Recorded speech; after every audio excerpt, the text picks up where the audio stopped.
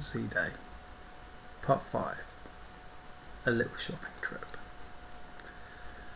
I sat down on the bed. This wasn't happening. It can't be happening, it's not possible, it's just in the movies. I closed my eyes, opened them again. The screen still said the same thing.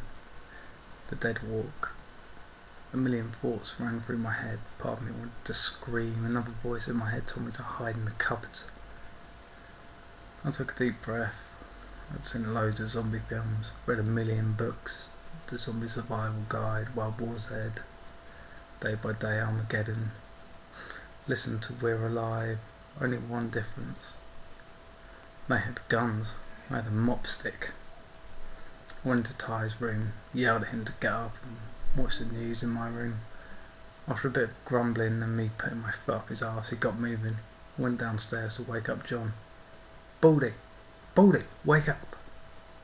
He groaned and told me to piss off. I turned on his TV and told him the bailiffs were trying to get in.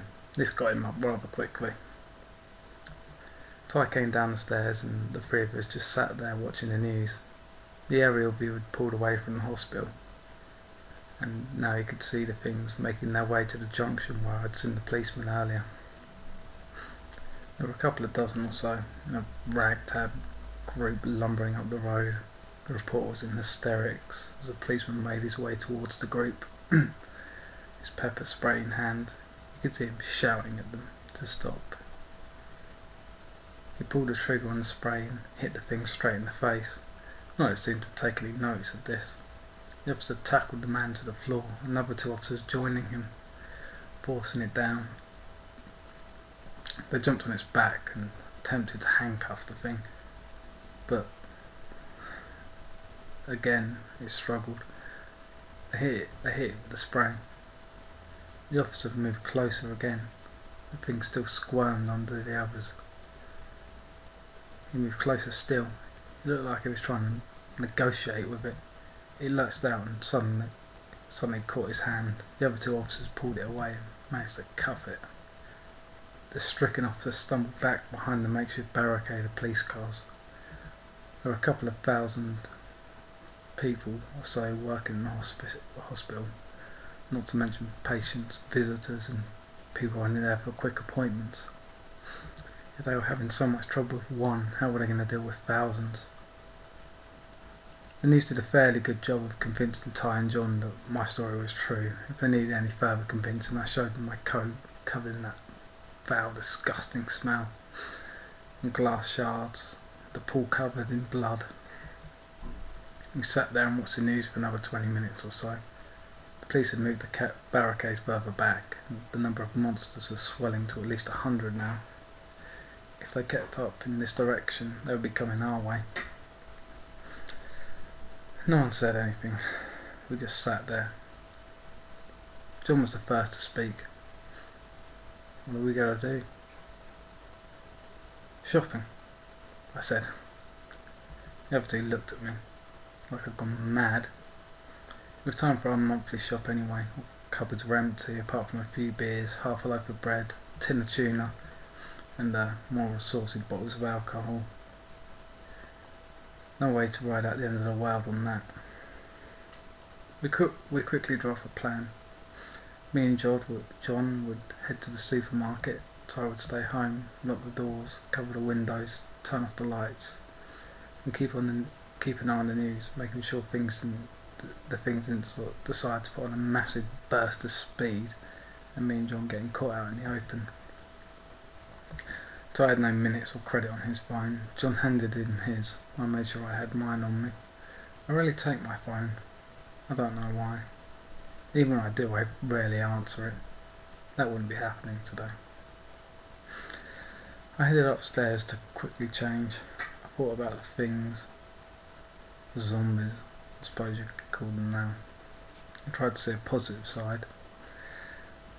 At least they seemed stupid and slow. The first one I met couldn't work out a pool door and only seemed to stumble around the place. At least they were not 28-day later zombies. That was something. Cleo, our cat, was on my bed when I came in, gave me a grumpy look, showing a disdain that I'd dared to interrupt her peace and quiet with something as little as the end of the world. I pulled a face at her and pulled on a pair of black jeans, red trainers, now for a shirt. I looked on the side where I kept my clothes, a grey t-shirt with a white first aid cross on it. It read, Zombie Apocalypse Rescue Team. How appropriate. I pulled it on and the hoodie I got from my Resident Evil 6 Collector's Edition, realising that my obsession with playing games like this had now come to life. In this game I didn't get a continue option when the game over screen came up. Seeing as my coat was stinking, I elected with just the hoodie. As we left, I told Ty to take all the dirty clothes he could find in the house and put them in a wash. If I wasn't overreacting, this could be the last wash for a while. I also told him to fill up the bath, sink, all cups and bottles with water, just in case we were cut off. Me and John headed out the door, making sure it was locked behind us. We walked into the town centre. I'm not sure what I expected to see. Mass panic, stores being looted, cars overturned, bins on fire. But nothing was happening.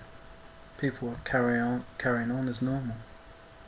Humanity's arrogance and blindness to the truth, that they were marching towards extinction, and all they could care about was getting in their last bit of shopping and not missing the bus home. Me and John didn't talk much on the way, we just smoked, walking past the train station and entered the supermarket. Everything was so normal. No panic buying, no fights over the last roll of toilet paper. We grabbed a trolley and headed in, making straight for the tin section. Normally we buy tons of frozen items and ridiculous things we don't need. But this time it was tin after tin after tin of food. I didn't even know what I was picking up. God knows what some of it is, I still don't. But it was all thrown in. If it had a long expiry date, it was in.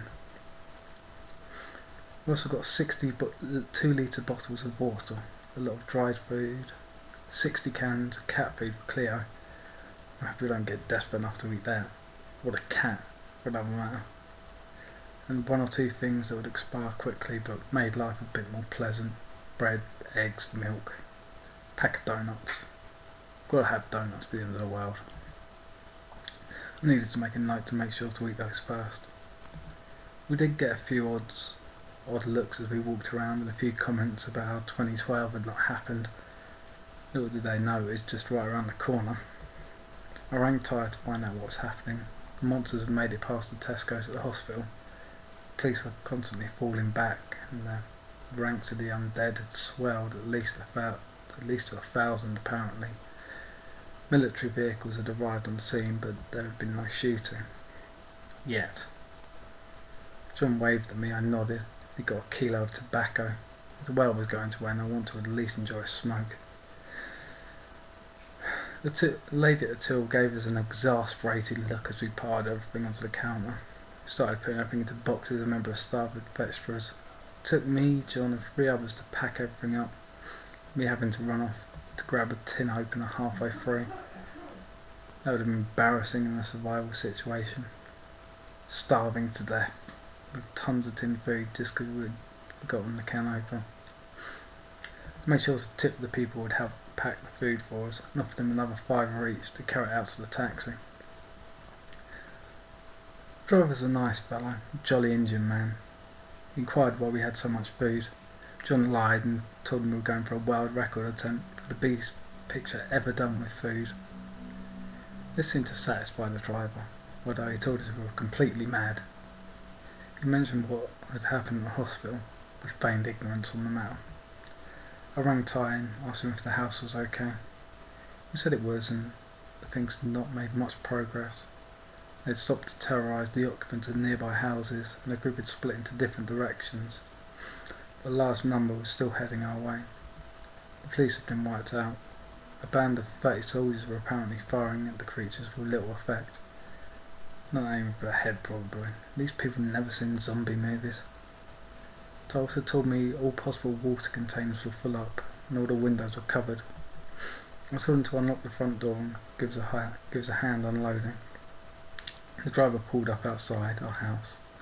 I tipped him in the car, just encouraged him to give us a hand moving everything in. We said goodbye and he drove off. We looked at all our food. Part of me now wanted the end of the world, otherwise we would be living off tuna and baked beans for the next 6 months. For the moment we decided we'd done enough. We sat down and watched the news. Things were still on a steady course to our location. I wandered off up the stairs in my own world, up to my room. I pulled the boxes away from in front of my cupboard, and pulled the clothes up from the bottom of the cupboard. I pulled it out. It was still in the box. Maybe I watched far too much TV, but having this made me feel better. In the house we had very few options for weapons. We stopped off at the local sports store and we bought four cricket bats, the biggest and lightest we could find, a couple of golf clubs to defend ourselves. Cricket bats, golf clubs, a couple of pool cues left over from a table we broke a couple of months ago. Oh, and a mop handle, plus the item I had in the cupboard. That against thousands.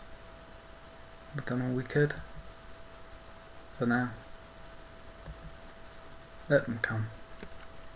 We've done what we can. If we make it, we make it. If not, well, damn. Part 6, coming soon. Siege.